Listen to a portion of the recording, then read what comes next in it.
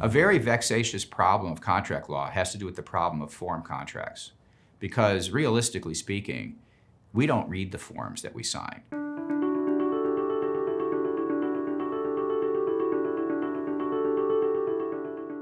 When you sign a document like that, you are assuming the risk that there might be something in that document that you actually don't like.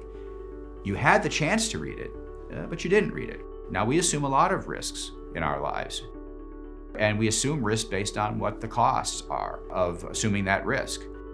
And so, generally speaking, when I'm refinancing my house and I'm signing all these documents, I think that the risk of me signing something that's actually going to be something I object to down the road is very, very small and not worth the time it takes for me to read everything, assuming I could even understand it.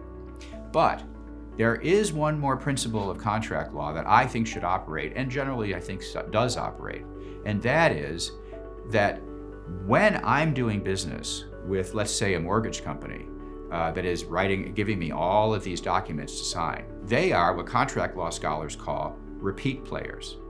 I am a one-shot player. And what's the difference between a repeat player and a one-shot player?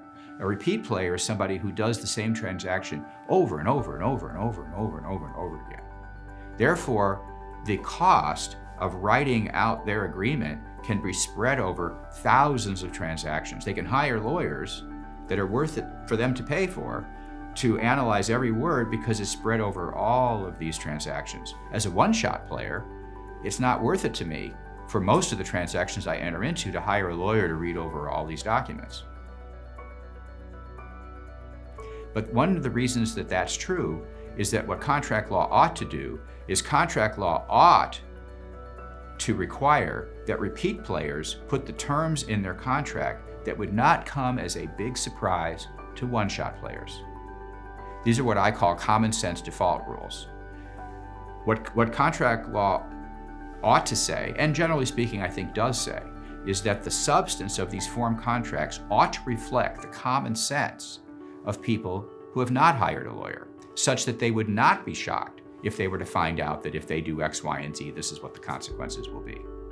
Now, if the repeat player wants a term that would come as a surprise to a one-shot player, they need to bring that term to the one-shot player's attention. They need to point this out. They need to say, when you sign this, this is really what's going to happen. And you find that's true, for example, when you rent a car.